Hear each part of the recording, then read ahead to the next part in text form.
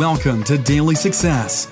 Listen in on these personal conversations with today's leaders, innovators, and influencers as they discuss daily success principles, systems, and solutions. Get ready for Daily Success. Now, here's your host.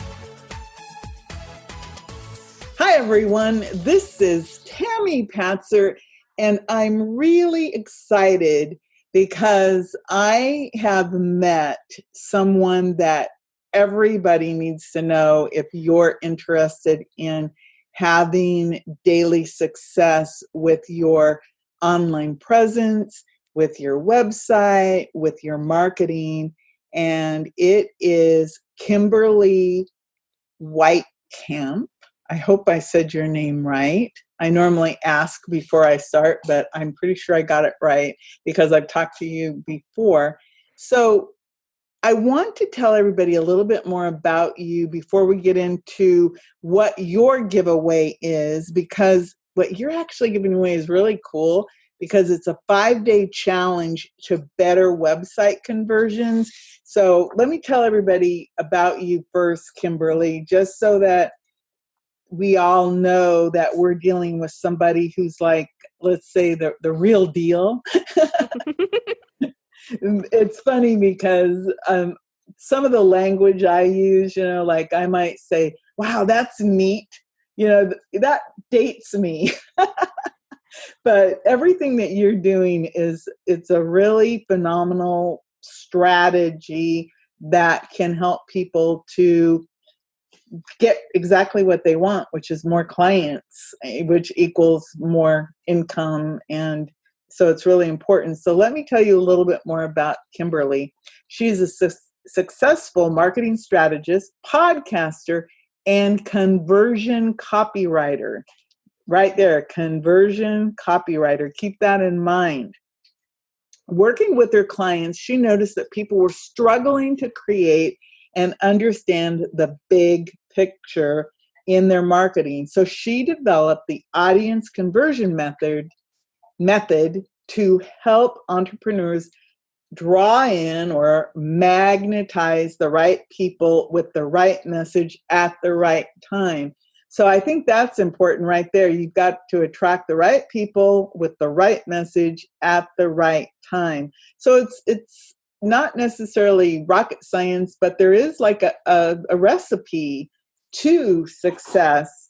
And Kimberly combines the principles of great customer service with easy learning, and that will help companies regularly sell out their programs to increase brand awareness campaigns and lead nurturing sequences. So right there, if you just really take that one sentence about getting in front of your customers, giving them great customer service, and something that you can easily learn how to do and keep doing for consistency, that can easily lead to daily success.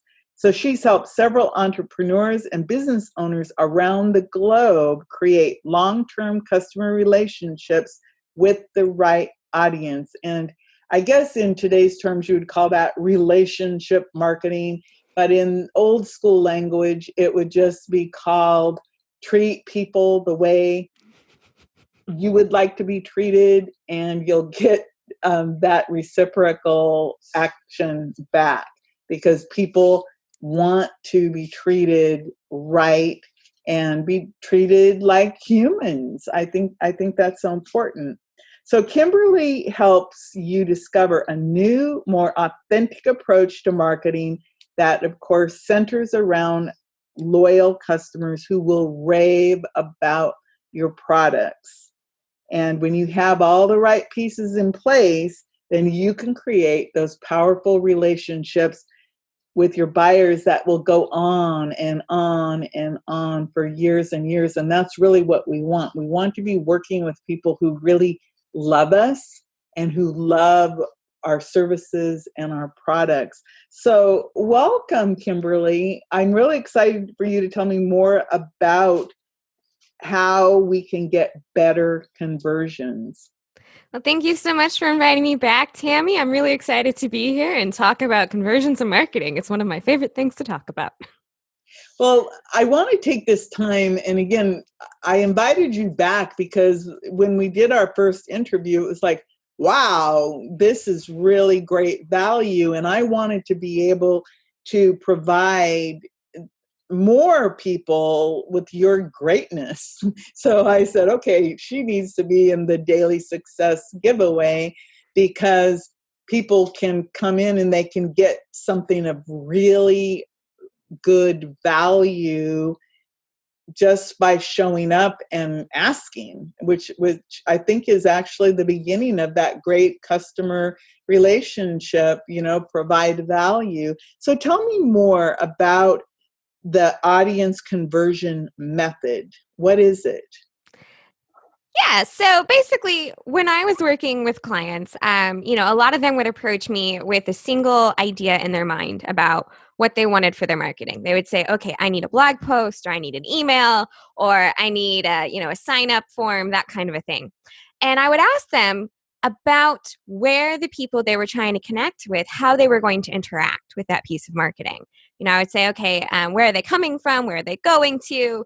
And they wouldn't really be able to tell me about the next step for them. They knew they needed to do XYZ marketing because that's what's important or that's what provides great conversions. But anytime you're talking about creating a marketing piece, you need to be able to know where your audience is, who they are, and kind of where they need to go next. So basically, what I did was I created kind of a step by step process that I kind of walk my clients through so they can kind of establish all of those very important things to have in place before creating any type of marketing.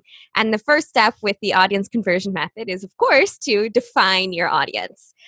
Because a lot of the people I've spoken with in the past, they want to serve everyone, which is a really great and lofty goal.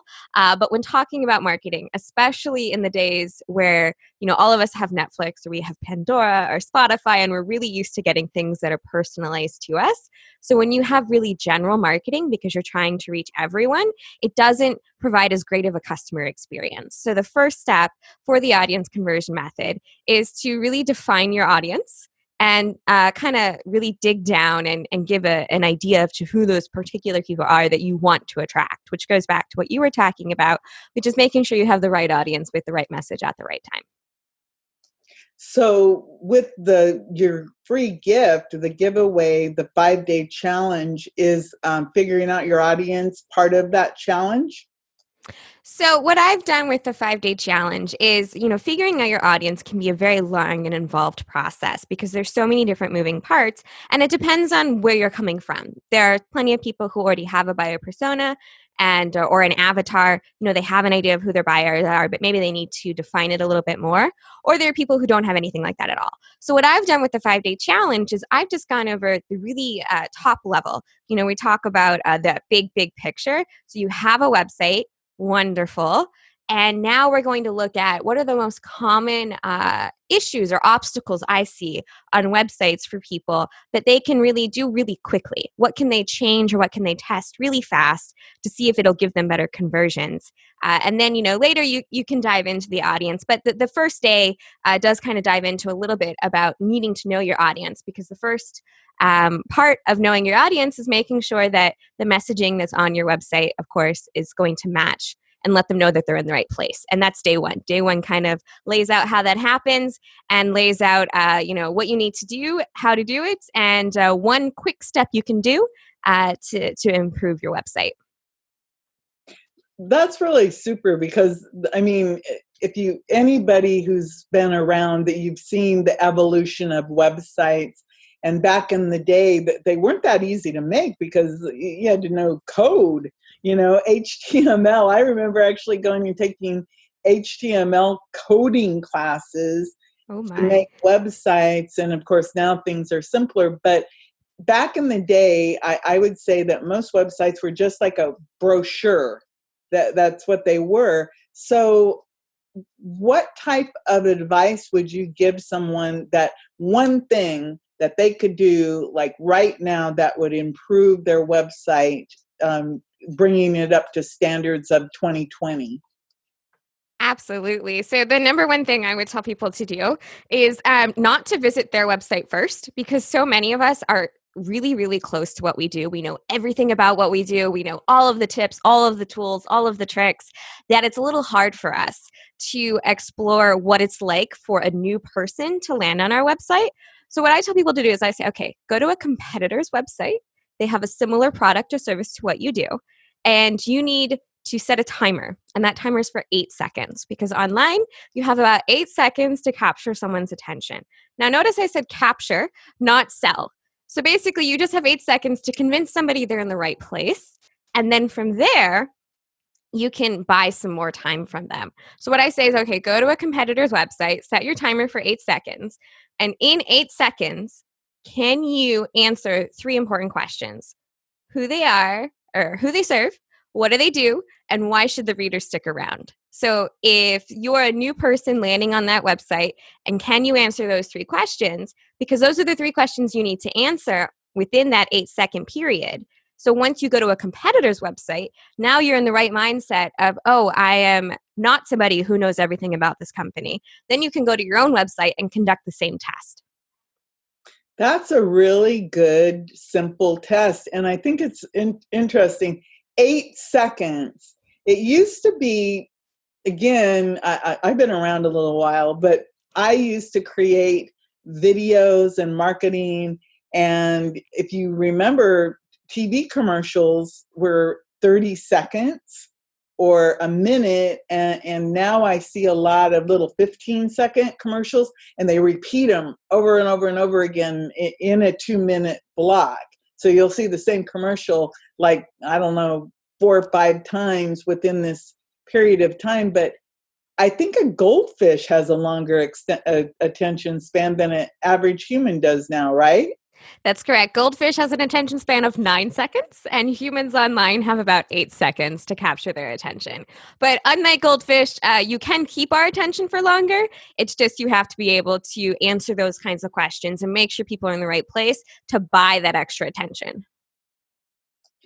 So once you've done some of these simple things, what is more important on a website, the words or the visuals? So I'm a strong believer. It's really funny. I was just talking about this on one of my podcasts, actually talking to a designer about how copy and the visuals, they go hand in hand. You'll hear a lot of people who are talking about, oh, the copy is the most important, or you'll hear people who say the layout and the design is the most important. And honestly, the way I look at it is they kind of need to go hand in hand. The visuals need to reflect the copy, and the copy needs to reflect the visuals. And especially online nowadays, if you go to a website that hasn't been updated since the early 2000s, it's really, really obvious. And so for a user who is a modern day user, if they land on a site like that, they think that the company hasn't paid attention, or they think that no one is behind the scenes, if you will, updating things. So then that, right there, the visual is more important then, because if it looks too old, they wonder, well, are these people who are still, operating their company? But on the same hand, you'll sometimes go to really well modern designed websites, and the copy is about, a giveaway that was 6 months ago, or the link leads to some place that isn't proper, or they've started to serve a new audience, but the copy and the visuals don't reflect that new audience. So for me, copy and visuals go hand in hand, and you need to make sure that both of them are up to date. And I'd recommend to people, at least once a year, maybe even twice a year, going through your own website and just making sure that everything is still working properly, and making sure that everything that you're talking about is still exactly what you want to be putting out there. That's really good advice because, for example, you do podcasts, I do podcasts, and sometimes people don't give you all the information you need about them. So you go to their website. And then, so you harvest the information from the website, and then you come back and they'll say, oh, well, that's not right. I don't do that anymore. And it's like, well, that's what your website said. So that's a really good example of why you need to keep updated. And I have seen websites, and you can tell that they were from, the early 2000s, because they have that look.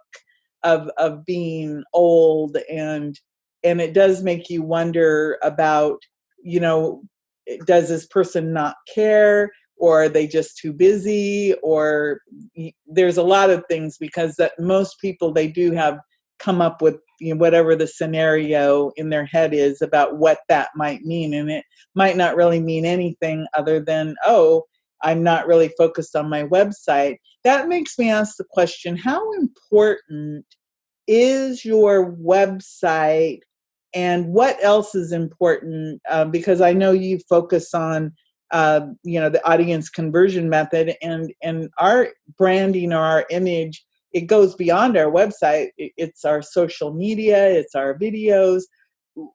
What is really important as that expands out? You know, is your website your focal point, or what else should we be looking at? So that's one of those questions that no one likes the answer to, because the answer is it depends. But what I would tell people is it depends on your audience. So the most important question is, you know, how are people finding you? What is the first interaction that people are going to have with your company? A lot of us, you know, we're really inquisitive, we're really curious. And if we have a question or we have a problem, we turn to Google or Siri or Alexa, and we ask questions. So is the first time someone going to, you know, maybe we're really big fans of Quora or Reddit, so we go and ask questions there. Or maybe, you know, we're a huge fan of social media, so we're hanging out on Twitter, you know, searching hashtags, saying what people are saying about something, that kind of a thing. So I would say that your website is still very important, because basically anytime somebody's going to meet you, anytime someone's going to hear about you, the first thing they're going to want to do is go to your website. Even if they don't spend a very long time on it, they want to make sure you have one. So definitely you need to have a website. It needs to be up to date. It needs to be modern, all of that good things. But it also is what I look at is basically your entire marketing should all agree with each other, because it's about your voice, it's about your branding, it's about you know, kind of the way you approach customer service should be a reflection in your marketing. So it's not just the website that needs to have all these good things, but if you have social media, are you using it the way that people would want to interact with you on social media? So the question about what is the really important thing you need to do, I would say the really important thing to do is twofold. Number one, you do need to have a website, and it needs to have that information, and it needs to be easy to use. And then also you need to have a way to interact with people on a more personal basis. So either being very active on social media, or, you know, I recommend people get people into their own ecosystems. So having a really great email interaction with people. Now, that doesn't mean that you're going to have to send a single message to like all 1,532 people on your list, but it does mean having a really great approach for keeping in touch with people through email, whether that's a weekly email, whether that's twice weekly, whether that's we don't want to bother you, so we're going to only let you know about new product updates. You know, it's up to you to decide how you want to do that, but having the really great material that reflects who you are as a company. It's funny because way back when you were talking about Alexa and Siri, I was chuckling to myself because obviously sometimes when you ask those questions, it doesn't understand. And I end up cussing and swearing at Alexa and Siri, you know, because it's like they're stupid, as if they're real humans, and of course they're not. But you talked about the email and the relationship. It's, you know, I live in this marketing world, and sometimes you'll hear people that go, oh, email is dead, this is dead, you know, and it's all a bunch of hype about that. But that conversation that you can have with people with email, that makes me wonder, for example, so let's say that you do a weekly update on email. For example, with Daily Success, my intention is that it'll be an evergreen giveaway. So I'll be telling people as things get updated. I'll have new people coming on board to tell the people about. So I'll have real news to be communicating to the people who end up coming into the daily success ecosystem. And so to me, I'm thinking, hey, that sounds good to me because it'd be fresh, interesting, relevant information. I wanted to ask you, since you come from copywriting and conversions, sometimes I get newsletters in my email, and sometimes they'll have a sister newsletter that I'll get in my physical mail. How do you think newsletters or the newsletter format is effective in today's marketing arena? So one of the things I tell people to avoid actually when talking about email is to avoid the word newsletter. And that's because while being able to keep in touch with people, if it's monthly, if it's weekly, if it's daily, if you use the term newsletter, for a lot of people, that doesn't imply what the benefit is enough. So if you say, oh, sign up for my newsletter, and I'm, let's say I am looking for a copywriter. Well, do I need another newsletter? I don't know, because my inbox is already so very full. But if you tell me that every week you're going to reach out and let me know about 3 conversion hacks, or if you're going to tell me insights about the newest updates on marketing tools, or subscribe to get all of the best tips, tools, and resources to make sure that your marketing is compliant and beneficial to your audience, well, then that's a reason for me to sign up. So when you ask about the newsletter format, to me, just regular communication of any kind is really great for a company to have with their audience. And while a traditional, if you will, newsletter format of, here's our latest updates, here's what we've been up to, I think those have a place.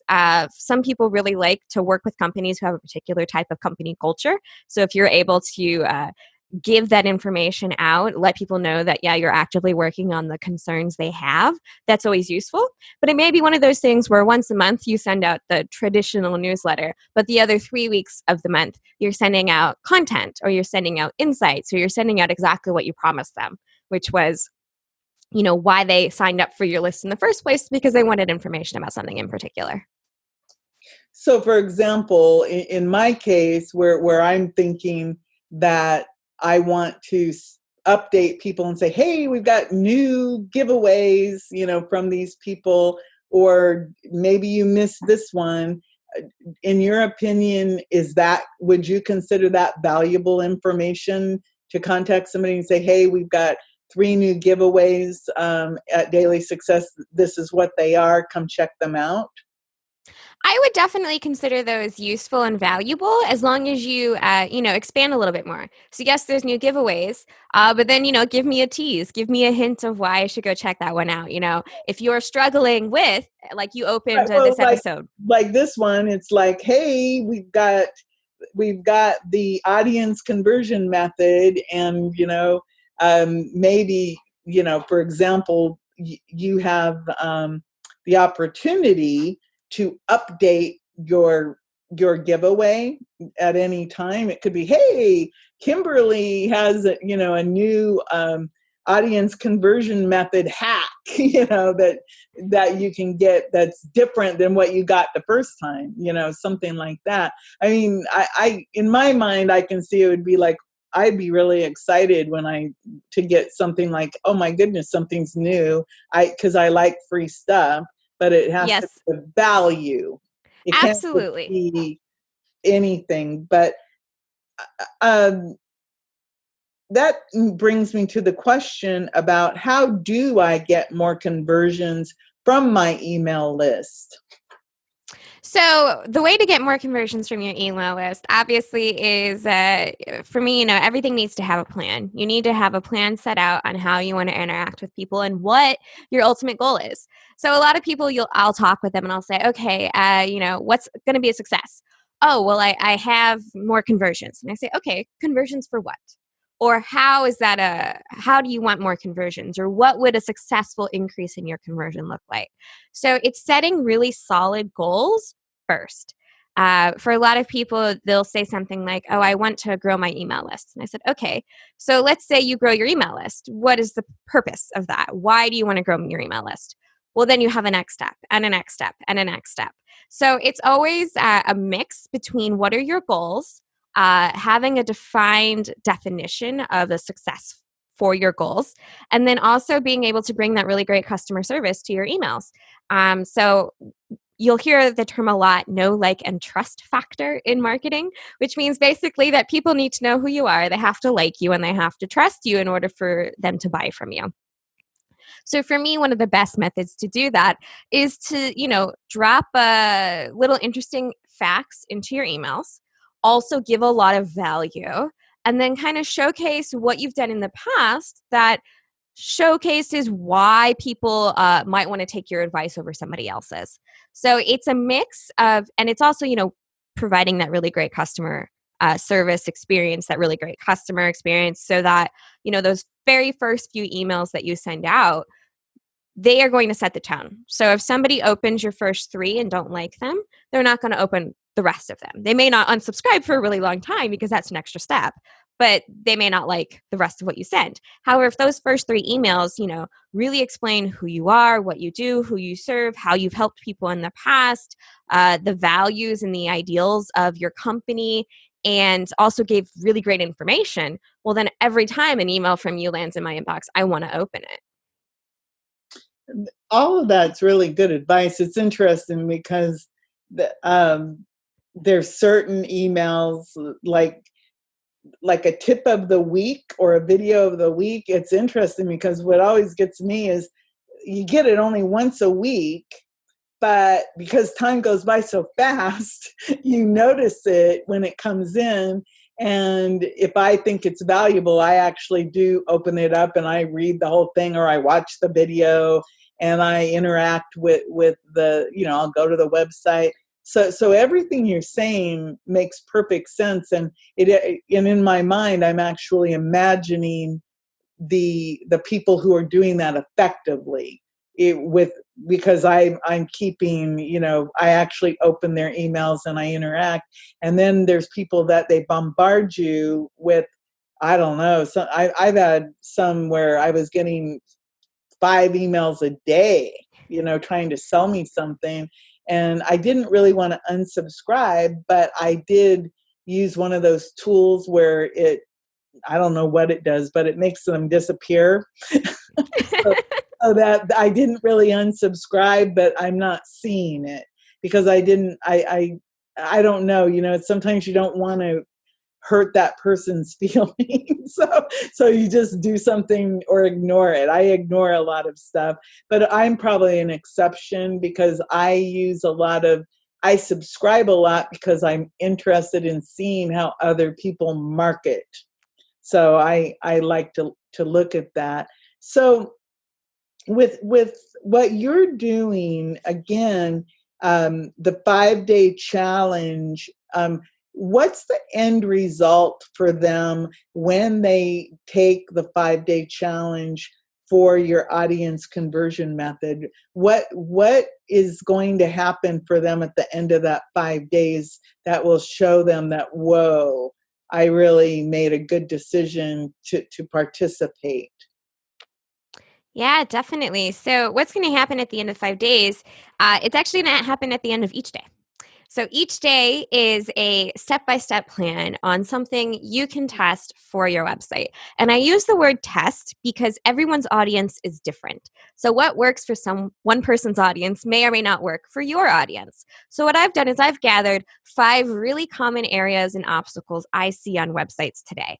And a good portion of the time it's going to affect you. And then what you can do is, it's a little information about what the obstacle is, and then it's an action step. So every day the email ends with an action step. It's an email course, right? It's really easy to subscribe to. So every day at the end, you'll have a single action step to take for a way to improve your website. And then what do you have at the end of 5 days? You have a much more easier website to navigate. You have a lot of different ideas about what may or may not be working in your marketing. And then, you can sit back and for 30 days, look at your numbers. Do people stay on your website longer? Do people Do more people come to your website?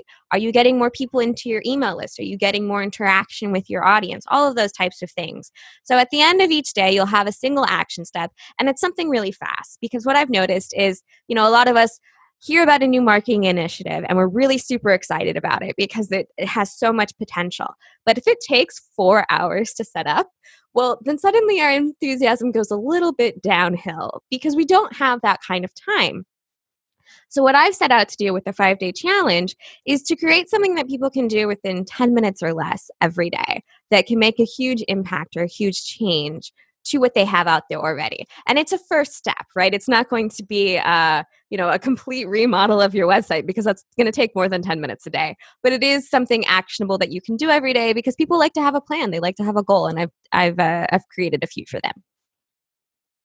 That is really super, because it makes it very actionable so that you can really have exactly what I keep talking about, daily success. So with that, I just want to really thank you, Kimberly, and everyone. Go get your audience conversion method 5-day challenge, because think about it, 10 minutes a day, end of 5 days, you basically spent about an hour, and you'll see some success and improvements in your website. And before I let you go, if somebody wants to reach out before then, what's the best way to get in contact with you? So the best way to get in contact with me is to check out my website at theaudienceconverter.com. And if you go to theaudienceconverter.com, you can see the area about the challenge. And there's also a section where if you have a project idea in mind, if you already know that you are wanting to increase conversions, then you can sign up to have a quick chat to talk about your project and see if we're a good fit. Well, thank you so much. And everyone, you can have daily success. This is Tammy Patzer. Go make it a beautiful day. You've been listening to Daily Success. Tune in again and subscribe. Never miss a moment of daily success.